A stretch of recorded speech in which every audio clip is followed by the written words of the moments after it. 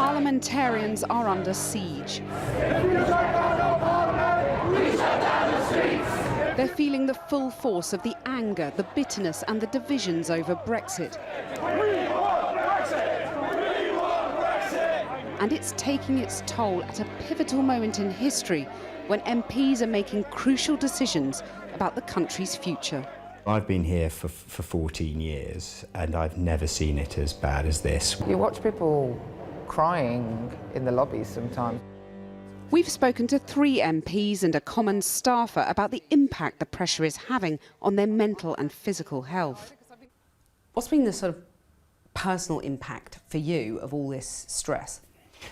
Well, I'm not afraid to say, although I don't like to talk about myself, that I had stomach problems like so many of my colleagues and was taking large doses of proton pump inhibitors for ulcers. Conservative MP Charles Walker voted for Brexit, but struggled with the pressure of trying to help Theresa May get her deal through the Commons. My anxiety was around the treatment of the Prime Minister, and it was very stressful. I was very close to her. I was vice chairman of the 1922 committee.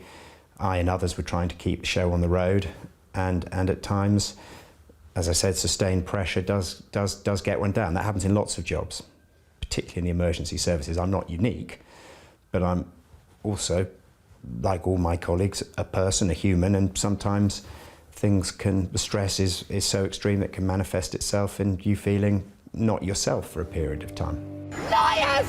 Liars! All of you are liars!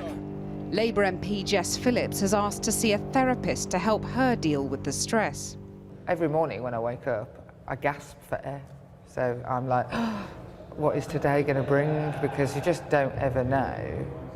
And I hate having bad faith in people. I hate when somebody walks into my office that I can't throw my arms around them and give them a cuddle and help them, and that now I have to consider keeping my distance from them. I hate it. It's not the way I've lived my life, my whole life, and so I find it very challenging. Because you're worried that you might be under attack? Yeah, I am under attack. She says her vocal criticism of the Prime Minister's rhetoric over Brexit has made her a prime target for public recrimination. She worries about the safety of her husband and children. I will wildly overreact to things that I would normally be able to cope with, like my kids being out of the house for a certain amount of time, or him even just having gone to the shops for a little bit and not coming back in a time that I think is a safe amount of time. It makes me sound mad. I mean, I get that, but I am anxious, or I feel sometimes I can't deal with the anxiety of thinking that I'm going to arrive home and my family are going to be dead. As MPs struggle to cope, we've discovered a big increase in the use of Parliament's Health and Wellbeing Service. In 2015, before the referendum, MPs made 91 visits. To date this year, that's more than tripled to 310. If you include the Lords and parliamentary staffers, the figures jump from 1,036 in 2015 to 4,057 by the end of 2018.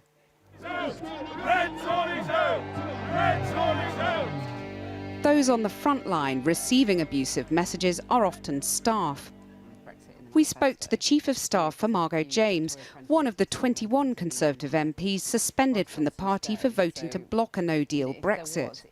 We hadn't had death threats per se, but we've had very aggressive emails, and when you read those, you just sort of, it gets you a bit down, because you can't escape from it, because even away from work, you're getting the Facebook notifications, you're getting the messages and the Twitter comments and whatever. You're scrolling under something that's completely innocuous that you might have posted during the day on Marco's social media, for instance, something about, I don't know, nominating Curry House of the Year or something like that, something standard constituency work. And underneath it, there'll be about, 50 posts saying traitor and stuff like that. Has that made you question whether you still want to carry on working in Parliament? I would say working in Parliament at the moment is depressing. I mean, I used to be proud of where I worked. I used to, when my family talked to me about it, and my friends talked to me about it, they're like, oh, you work in Parliament, that's fantastic. You work in a palace and you get to talk to MPs and you're so close to everything. And I was like, yeah, it's great. But now I don't even like being asked the question. Or when people, I was getting a taxi the other day, someone saying, oh, what do you do for a job? And I lied about it. I didn't want to talk about it. I don't want, to talk about Brexit in the car or something like that, you know. Labour's Shadow Education Secretary Angela Rayner lambasted the government online for proroguing Parliament. This is the tweet sent to her in reply. It said, "People like her will perish when civil war comes. 17.4 million people are gunning for blood if we don't leave." What was unique about this one was that it was somebody who didn't anonymise themselves, and then when I clicked, it was actually a serving soldier. When I looked at that, I thought, this is not somebody who's just having a flippant, angry day. This could be really serious. It's pretty upsetting when my son says to me, "Mum, it's not worth you doing that job," you know, and my children are worried about me, and I've had to teach my children how to use the panic buttons at our house. Did you tell them about this particular tweet? No, but they knew about it. What was really unfortunate is my eldest son is 22, and we had that tweet, and that was in the media, and at the same time that evening there was a shooting on my road where I live, and instantly my son texts me and says, "Mum, are you okay?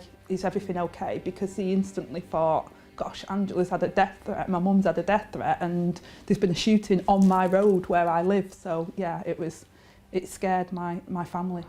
All three MPs insisted they didn't want to be bullied out of a job, but others have had enough.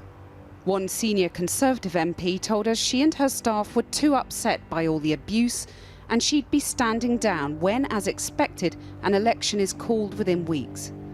When Parliament is pitted against the people in Parliament are fearful.